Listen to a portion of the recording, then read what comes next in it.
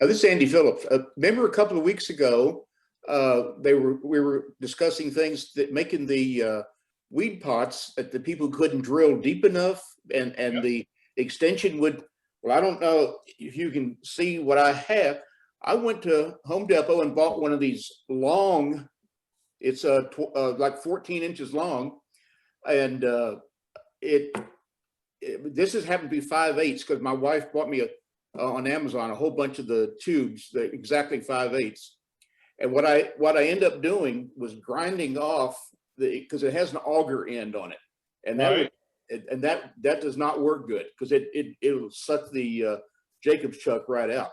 So I just ground off the and left a point. Works tremendous. I mean, I don't think anybody's going to go that long, that deep, but they comes in all different sizes: 5/8, 9/16, 3/4, the whole thing. Andy, I have one, and I'm sure a whole bunch of people have that same. I'm calling it like a spade bit. It is, but it has an auger point or auger, Right. the threads on the end. The question to you is, when you're drilling, I find those bits will suck off to the side, and it's very easy to drill through the side of something. Well, Taking that auger off, does that stop that from happening? okay, what I did was I drilled the hole first and then put a cone tip on the end and then turned my little weed pot. So it sort of forced it to be in the center. And I had no, this followed just perfectly straight. It went in perfectly straight. Tell me again how you did it. Okay, I drilled the 5/8 hole first in my blank before I turned it. Right. And so then, but it went in just super straight. It didn't suck itself in. I just fed it in like a normal drill bit. And I had no problem. It went, and the little tube that my wife bought fit in just perfect. I mean, it had didn't have to sand anything. But they're actually, what they're made for is electricians to go through studs. Right. Things like, and I gave it a try, and it worked great. Good. Thank you, Andy. Really, that side reading can also be dependent on how much pressure you put on it. Some people believe it is, and cutting crank down on it. Oh, yeah. That's not the way to go about it. But you do have to back it out pretty often, because if you don't, the shavings are going to fill up behind it, and then it's hard to get out. So about every ½ inch or inch, you need to pull it back out, clear the shavings, then go back in. And you got to consider that when the shavings are in there and you load and you get down, what is happening with the heat? Yes. I've got a lot of beefs about people that, including you turners, I mean, it's not picking on you, that really believe you got to take a forstner bit to start a hollowing piece. I'm okay with that. Just how sharp is that bit? If it's not real sharp, the heat you generate is going to go outward. And if you think a piece cracks without the heat, wait till you put the heat. Yeah, you're right. Yep. And there's things you Those can do. tubes you were using, are they glass or are they plastic? The one she got is plastic. It's a hard polycarbonate. And where did you get them? Amazon got 30 of them for, I don't know, $8 or something like that, or even less than that. They came out to about 15 cents a piece. So Good. To me, they were free. She bought them for me. Hey, Ronnie, make a deal. Send him a king cake and he'll send you some of those tubes. I have a question. How do you mount that drill bit on the tailstock? Jacob's chuck. It's got a hex end on it, but I just put it in my Jacob's chuck, and I mean, I don't know how it would work on a mini lathe. I have a full size. I have an American Beauty, and so I got plenty of. Yeah, that was my question. My tailstock doesn't move far enough out to let me mount that thing. Well, then, if you needed 6 inches long, 6 inches deep, cut it off to 10. and that should fit on a mini lathe then with the Jacobs chuck. Okay, Just a thought. That's what he's talking about right there when he's talking about a Jacobs chuck. Yes, sir. So it's just like what goes in your drill press, right? It Right. just goes tail stock. Yes. And you put whatever bit in there you need. but if you need to drill deeper, then the Jacobs chuck will not go in the hole you're drilling for Yeah. the Like- tube. Oh, It's you're like- saying queen Yeah. center close to fit this in there? No, I'm talking about on the weed pots. You know, you only need like 3 or 5/8 or 3/4 inch hole, and so if you've got a 5/8 bit, most of them are not only but about 3 or 4 inches long, and you want to go 6 inches deep. How do you follow that? And you can put an extension, but the extensions usually are larger than the drill bit, and that's why I was showing this auger bit. Okay. So All right, I've got a bit of an answer what I did, but you might not like it. I put a pair of vice grips on the end of it and pushed it in by hand. Well, you could, yeah.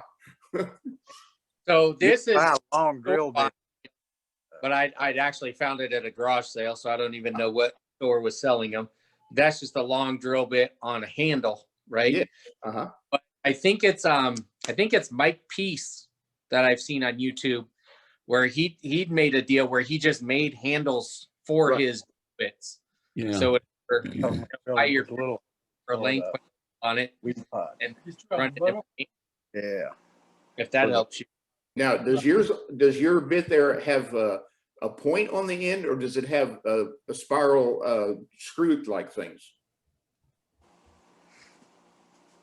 We lost you there.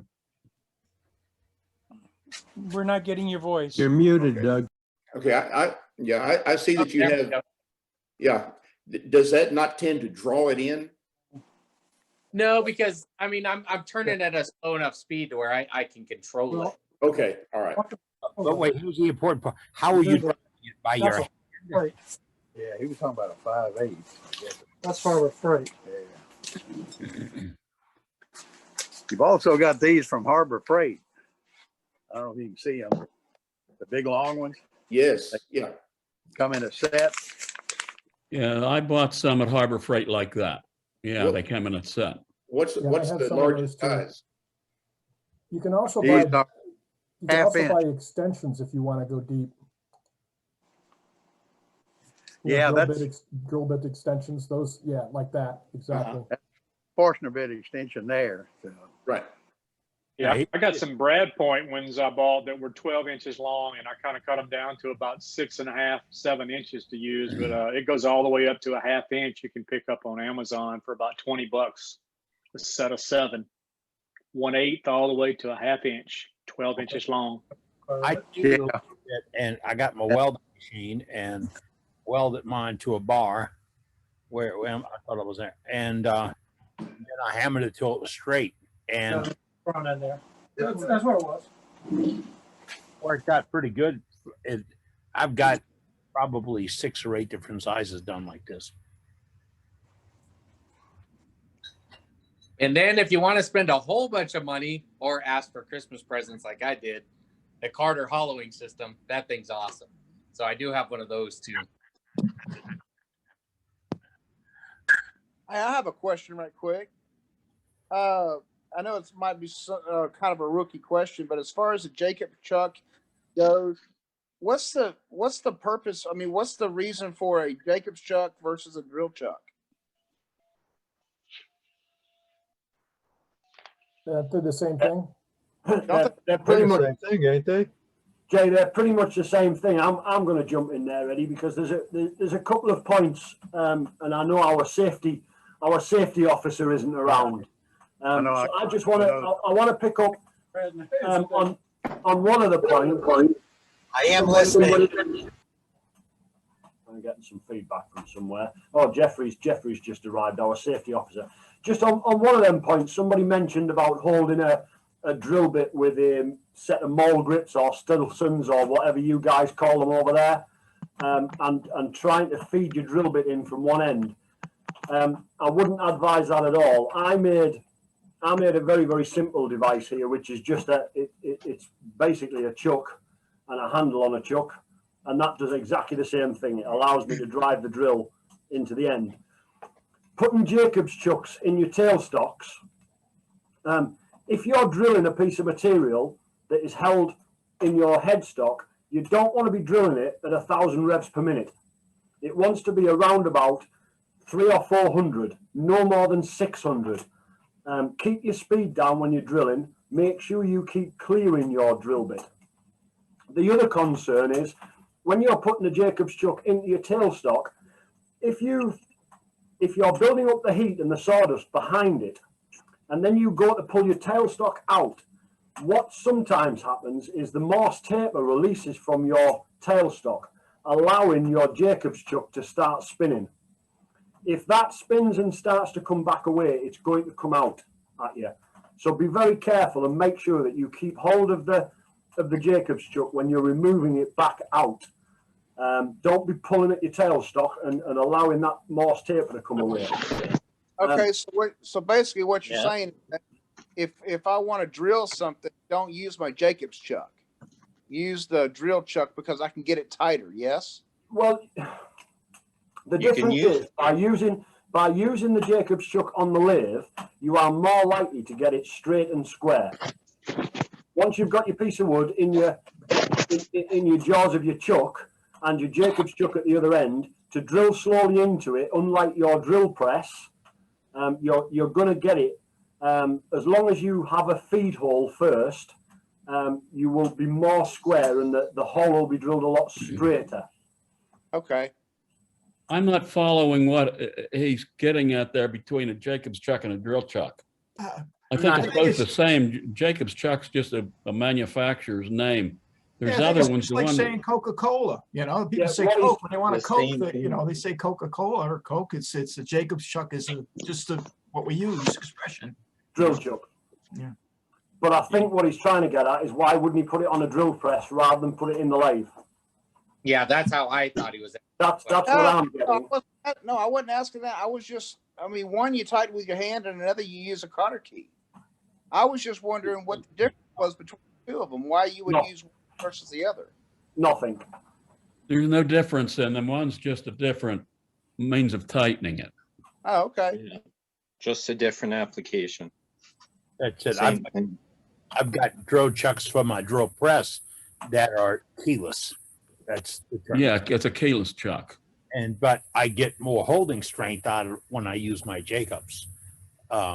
If I'm doing anything, but I don't like drilling in grain on my drill press for the heat reason, because I'm like the rest of y'all, more power, and you don't realize how much that more power does.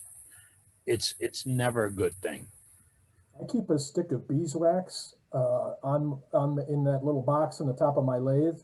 Whenever I use a Jacob's chuck or a drill, I put the beeswax on it, and it helps with the heat and helps things move through more smoothly. And it lets it clear a little bit easier, because if it comes up, you got to take a pick to it. No, it's your bit's dirty or what? Little rust on it will make it that's a shaving's not clear off of it, right? Yeah, it's where that air compressor and a little nozzle comes in handy. Yeah. Although our safety directors say don't use that air, just like, but watch your eyes.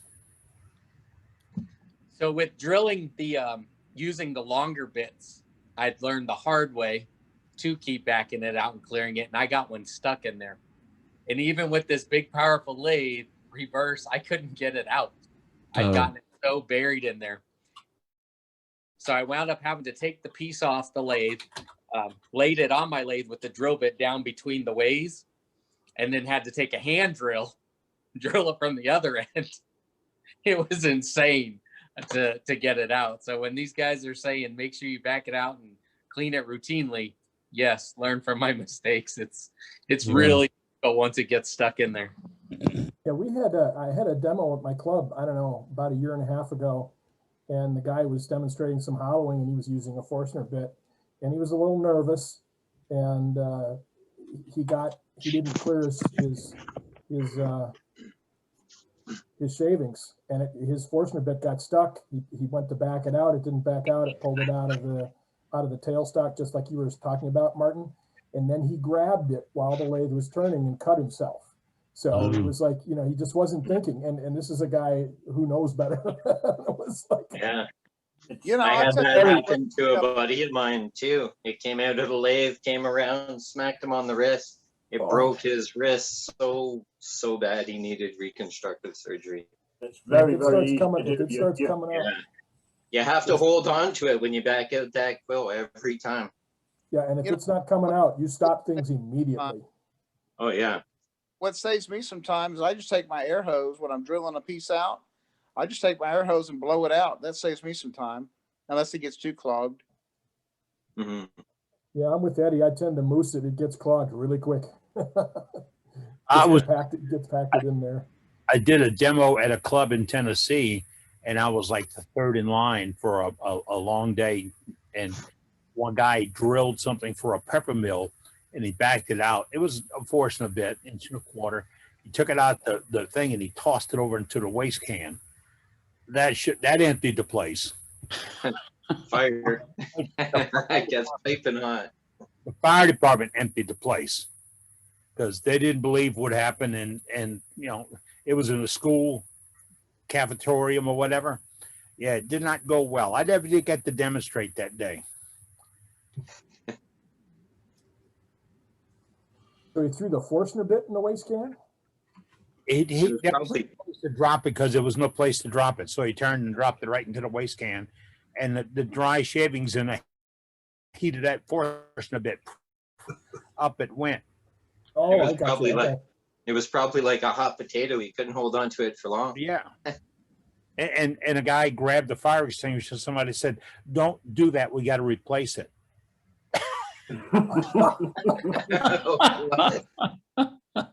I don't know who was driving a bus, but it was off the road. Oh shoot.